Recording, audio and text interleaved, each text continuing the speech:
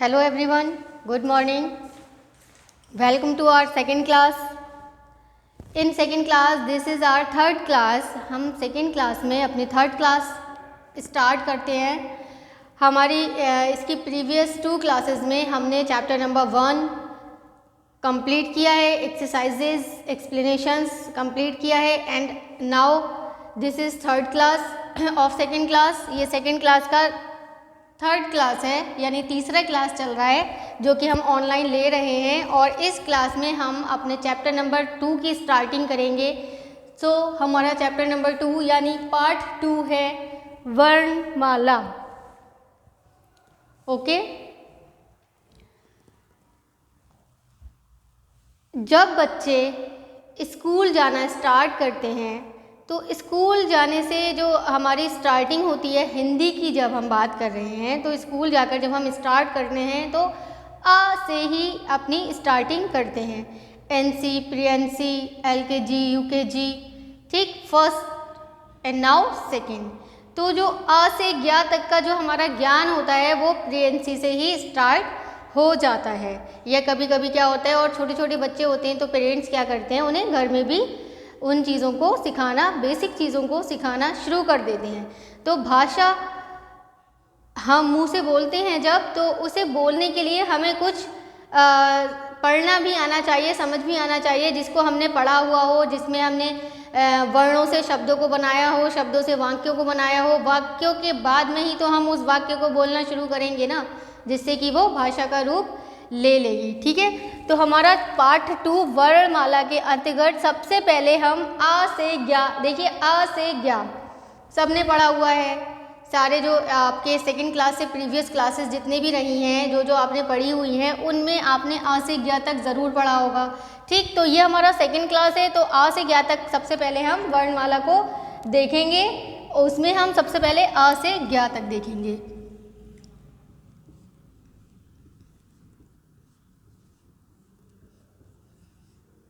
Okay. तो जब आपको इसका रिवीजन हो जाएगा, अगर आपने सपोज कोई वर्ण आपके माइंड से स्लिप हो गया है तो आप दोबारा से उसको रिवाइज कर पाएंगे. उसके बाद में हम जब अपना एक्सरसाइज वगैरह करेंगे या और डीपली चीज़ों को समझेंगे तो आपको प्रॉब्लम क्रिएट नहीं होगी. तो आ से ज्ञा में भी 2 पार्ट होते हैं, वो हम नेक्स्ट आगे पढ़ेंगे कौन कौन से होते हैं. तो सबसे पहले हम आ से अहा तक लिखना स्टार्ट करते हैं. ओके.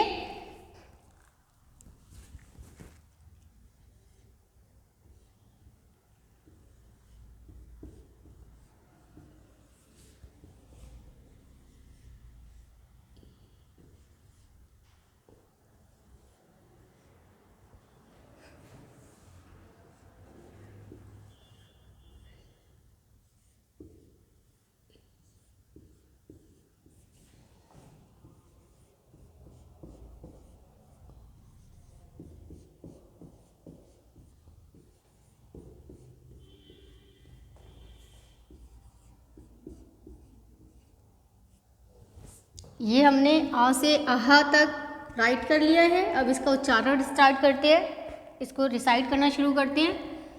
आ, क्या है ये? आ. और ये आ. आपने अ से अनार देख लीजिए आप, अनार, अ नार, अनार. ठीक.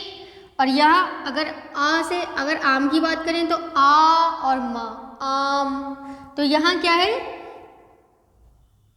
यहाँ पर कुछ हम अपने गले से साउंड नहीं कर रहे हैं, तेजी से साउंड नहीं कर रहे हैं, खींच कर. ठीक है. यहाँ जो है हम खींच कर साउंड कर रहे हैं. अनार, आम. यहाँ आ से अनार और यहाँ आ से आम. तो यहाँ हम कुछ खींचकर साउंड नहीं कर रहे हैं, बट यहाँ पर कर रहे हैं. इसीलिए नॉर्मल लैंग्वेज में कभी कभी हम पढ़ते हैं तो इसको बोल देते हैं छोटा आ और इसे बोल देते हैं बड़ा आ. क्यों? क्योंकि इसे हम जल्दी से कह देते हैं, जल्दी से अपने मुंह से बोलकर कह देते हैं, और इसको हम बोलने के लिए हमें गले से साउंड निकालना होता है, खींच कर बोलने की आवश्यकता पड़ती है, ज़रूरत होती है. आ. सेम ऐसा ही यहाँ ई, ई, इमली, ईख. ठीक. तो ई, इमली, क्विकली आपने जल्दी से बोल दिया. ईख, यहाँ आपने इसे खींच कर बोला है, इसीलिए हम इसे भी छोटी ई और बड़ी ई बोलते हैं, क्योंकि इसको हम जल्दी से बोल सकते हैं, इसमें खींचने की ज़रूरत नहीं है वर्ण को, और यहाँ पर इसको हम खींच कर गले से साउंड निकाल कर बोलते हैं ई।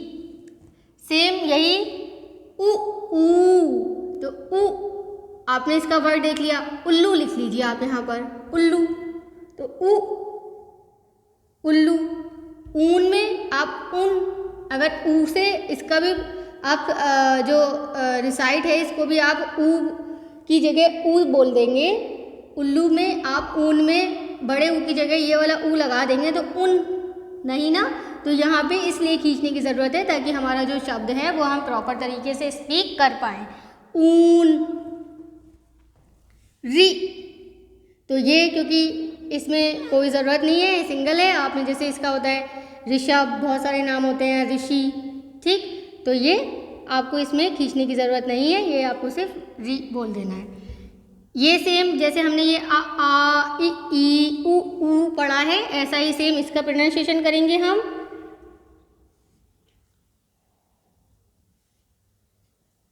ओके,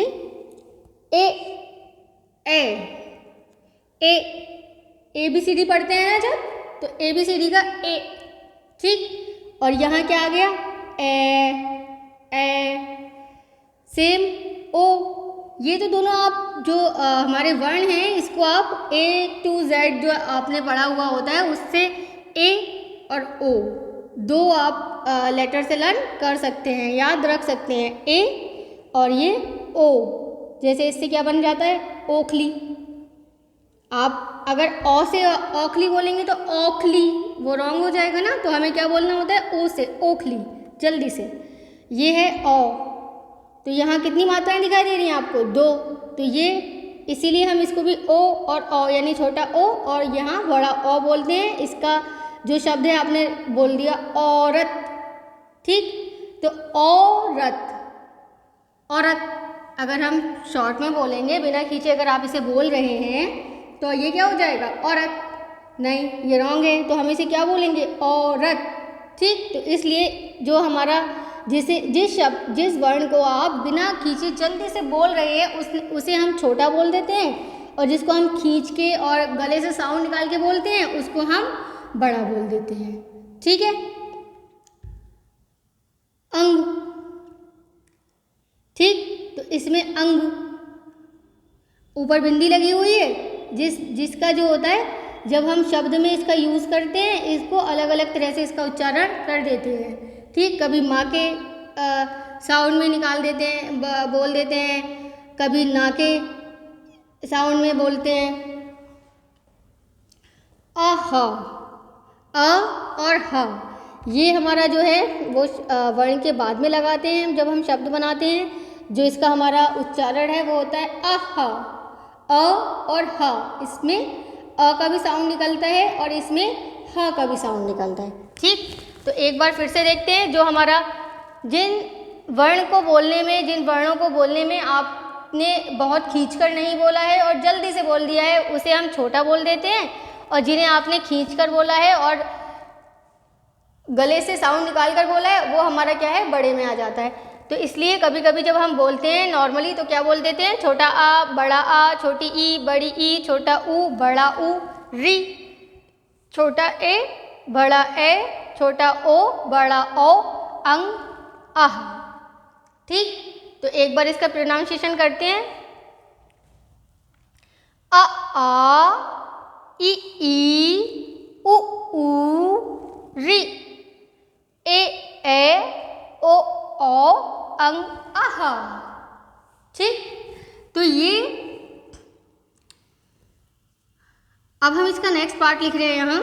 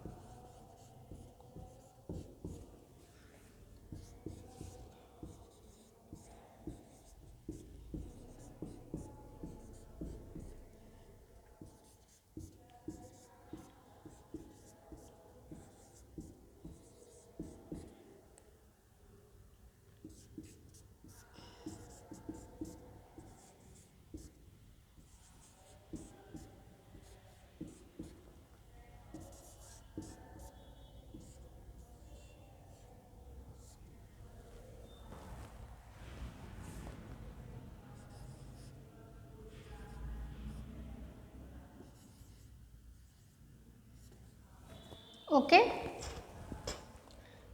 क, ख, ग, घ, उआ, और कभी कभी इसे हम अंग भी बोल देते हैं। ओके। च, छ, ज, झ, इय, ट, ठ, ड, ढ, ळ, त, थ, द, ध, न, प, फ, ब, भ, म, य, र, ल, व, श, श, स, ह, अक्षय, त्रिशूल,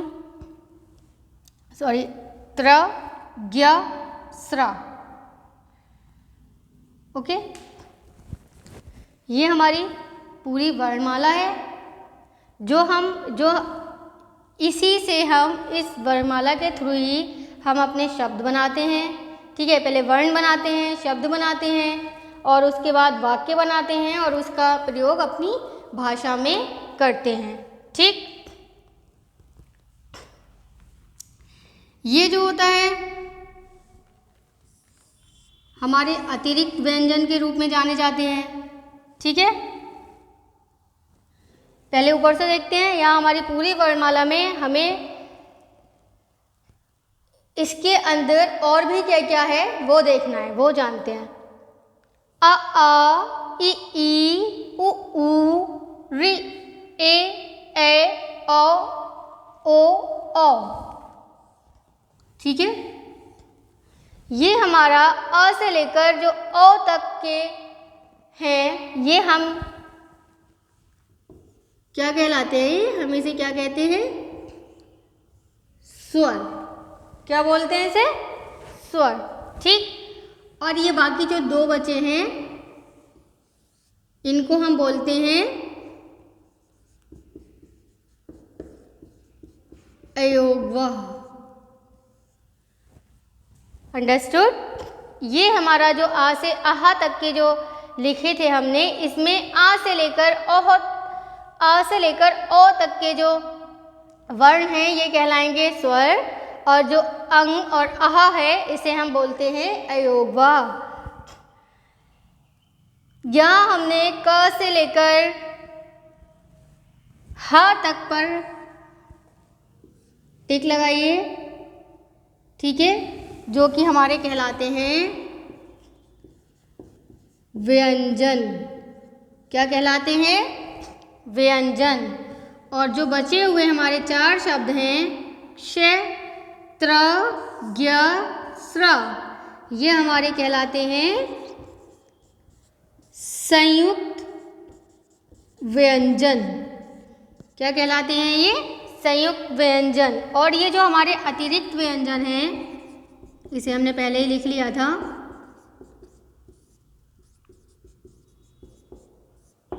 अतिरिक्त व्यंजन ये ड और ढ से बने हैं। ठीक है, ड में हमने नीचे एक बिंदी लगाई है, ये इसका जो रूप है वो परिवर्तित होकर हो गया है अड़व, और ये ढ, इसमें हमने नीचे बिंदी लगाई है, ये क्या हो गया है? ढ़। ठीक, तो इनका प्रयोग हम कैसे करते हैं? जैसे आपने लिखा पेड़, ठीक, आपने लिखा फल, पढ़, ठीक, तो इसका प्रयोग हम इस तरह के शब्दों में करते हैं। इसे हम उआ या अंग या इया और ड़ा इसलिए बोलते हैं क्योंकि ये खाली होते हैं। ठीक, इनका प्रयोग हम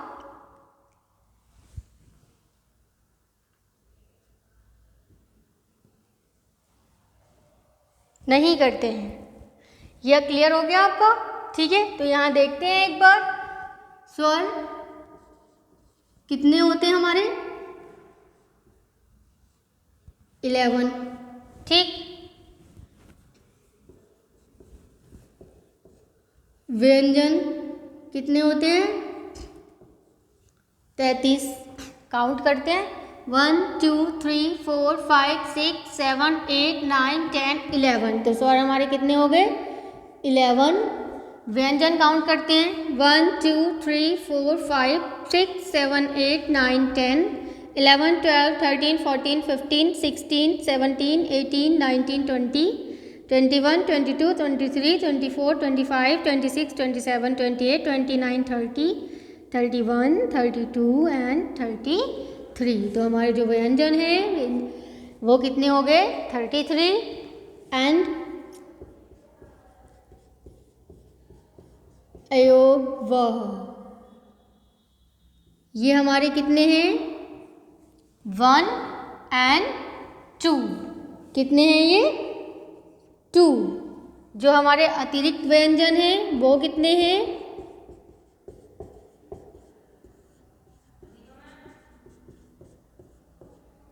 कितने हैं वो भी?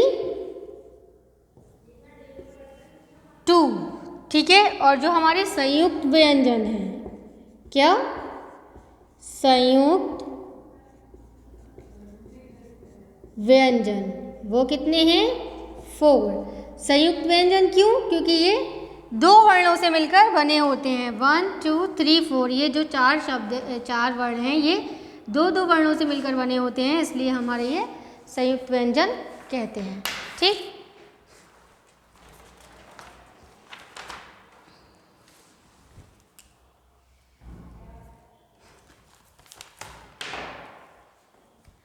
ये क्लियर हो गया आपका? ठीक है ना? ये बिल्कुल अच्छे से समझ आ गया होगा। अगर आप चाहें तो इसको राइट डाउन भी कर सकते हैं अपनी नोटबुक में। अब हम इसके बाद देखते हैं वर्ण। वर्ण पे आ जाएंगे।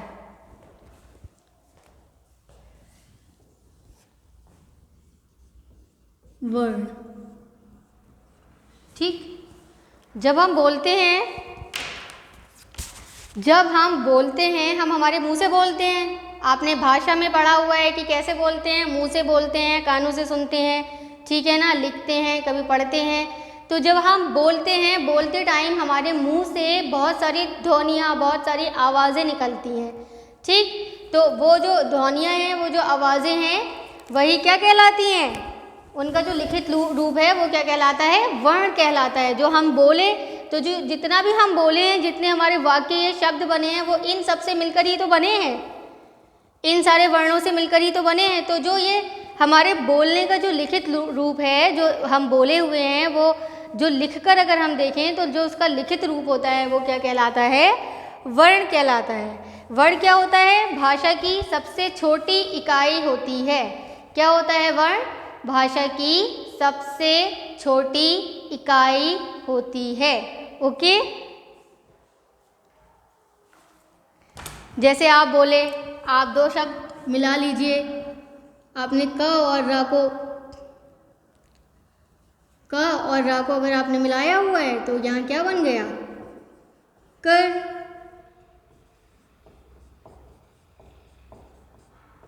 कलम को मिलाया हुआ है, अलग अलग लिखा, ये आपने इसको मिलाया तो क्या बन गया? कलम।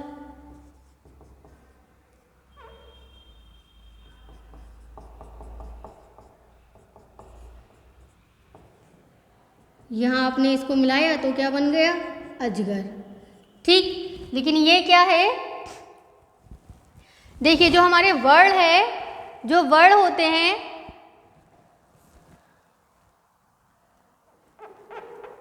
ये हमारे बन गए हैं शब्द इससे। जब हमने 2 को मिलाया हुआ है तो ये क्या बन गया है? यहाँ पर हमारा शब्द बन गया है।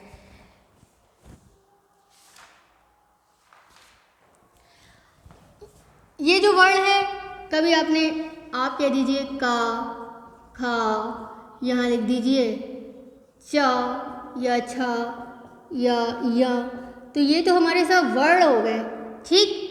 क्या हो गया? ये वर्ण हो गए। लेकिन जब हमने इसको क्रम से लगाया हुआ है, सीक्वेंस से लगाया हुआ है कि अ के बाद में आ आएगा, क के बाद में ख आएगा, टा के बाद में ठा आएगा, एंड पा के बाद फा, या के बाद रा, ला, वा, शा, ये हमने यहाँ इसे सीक्वेंस से लगा दिया है, क्रम से लगा दिया है। तो जब हम वर्णों को क्रम से लगा देते हैं, तो वो क्या बन जाता है? हमारा वर्णमाला। क्या बन जाता है? वर्णमाला। ये क्लियर हो गया आपका। वर्ण आपने लिखा हुआ है, वो दिख रहा है कि आप कोई भी एक वर्ड बोल दीजिए, लेकिन जब उन वर्णों को आपने क्रम से लगाया है तो ये क्या बन जाएगा? वर्णमाला। स्वर होते हैं जिसके अंतर्गत 11, व्यंजन 33, अयोगवा 2, अतिरिक्त व्यंजन 2 एंड संयुक्त व्यंजन 4। ठीक है।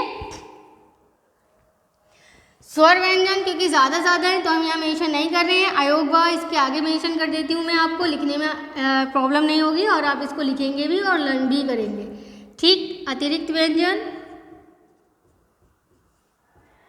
एंड संयुक्त व्यंजन।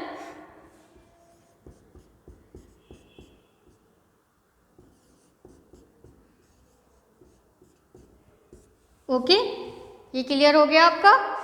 ठीक है। अब आ जाइए स्वर एंड व्यंजन पर। स्वर क्या होता है?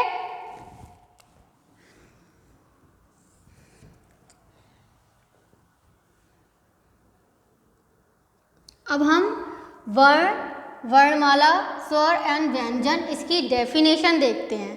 ठीक है ना, कि किसको क्या बोलते हैं।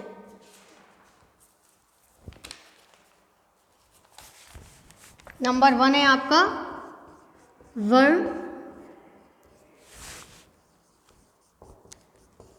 ध्वनियों के लिखित रूप को, ध्वनियों के लिखित रूप को वर्ण कहते हैं। ओके। नंबर 2 वर्णमाला।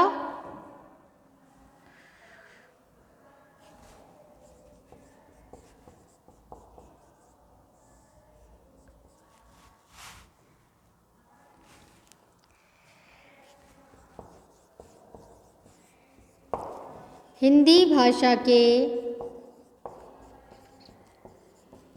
सभी वर्णों का क्रम से लिखा गया समूह वर्णमाला कहलाता है। ओके।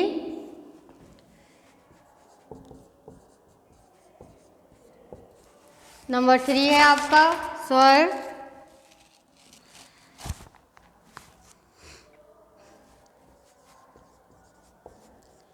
इन्हें बोलने के लिए किसी दूसरे वर्ण की सहायता नहीं लेनी पड़ती है। एंड नंबर 4 आ जाएगा व्यंजन।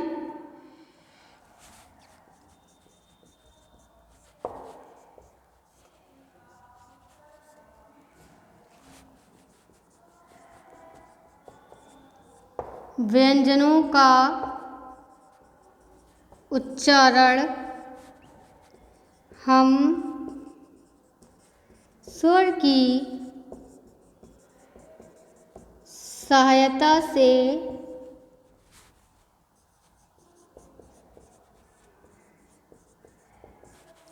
करते हैं। ओके।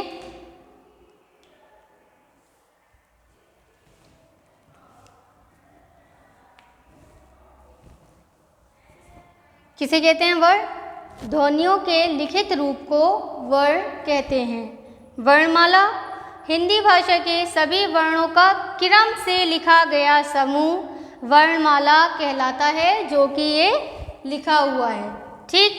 स्वर इन्हें बोलने के लिए किसी दूसरे वर्ण की सहायता नहीं लेनी पड़ती है। ये क्या है? स्वतंत्र होते हैं। ठीक है, ये क्या है? स्वतंत्र होते हैं। जैसे कि अ आ इ ई उ ऊ ऋ ए ऐ ओ औ। ठीक ठीक है, ये क्या है, स्वतंत्र है, आपने इसे बोला हुआ है, आपने किसी दूसरे वर्ण की सहायता नहीं ली है। ठीक है, ये अपने आप में एक कंप्लीट है। और व्यंजनों का उच्चारण हम स्वर की सहायता से करते हैं, यानी कि जब हम व्यंजन को बोलते हैं तो उसके साथ में स्वर भी लगा होता है। हम व्यंजनों का जो प्रयोग है वो स्वर की तरह स्वतंत्र रूप से नहीं कर सकते हैं। एक उदाहरण बताती हूँ मैं आपको इसका।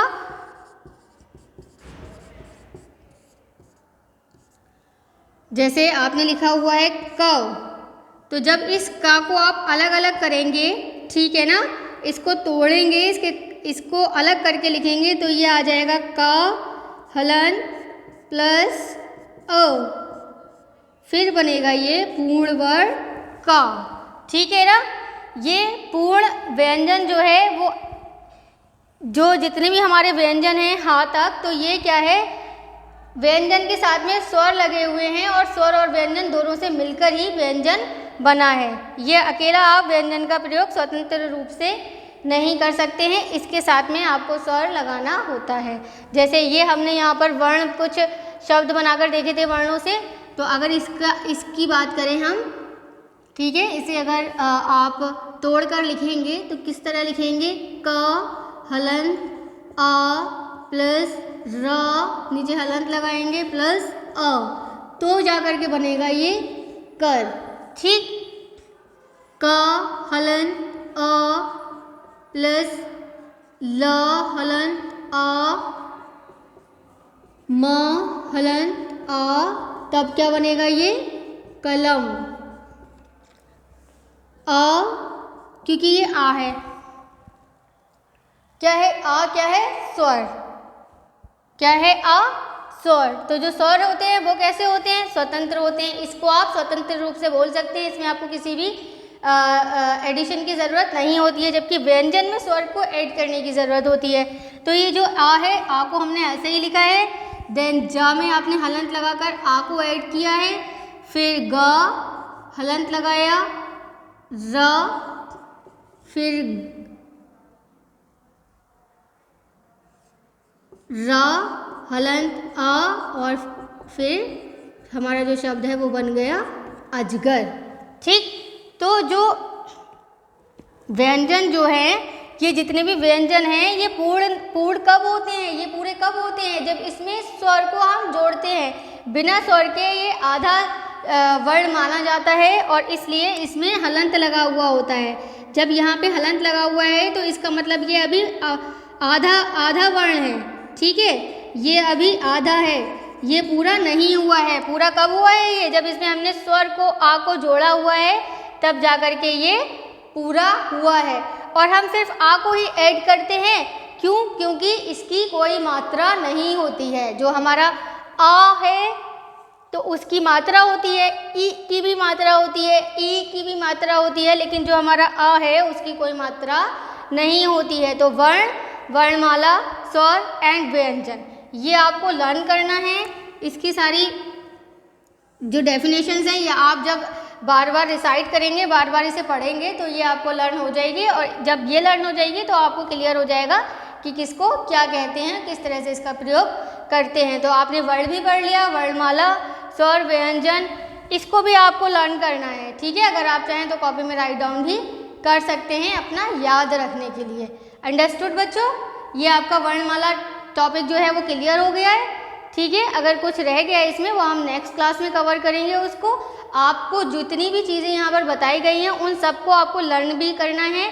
अगर आपको लिखना है तो आप इसे लिख भी सकते हैं। नेक्स्ट क्लास में हम अपनी नेक्स्ट एक्सरसाइजेस करेंगे। Okay, enjoy your class, thank you.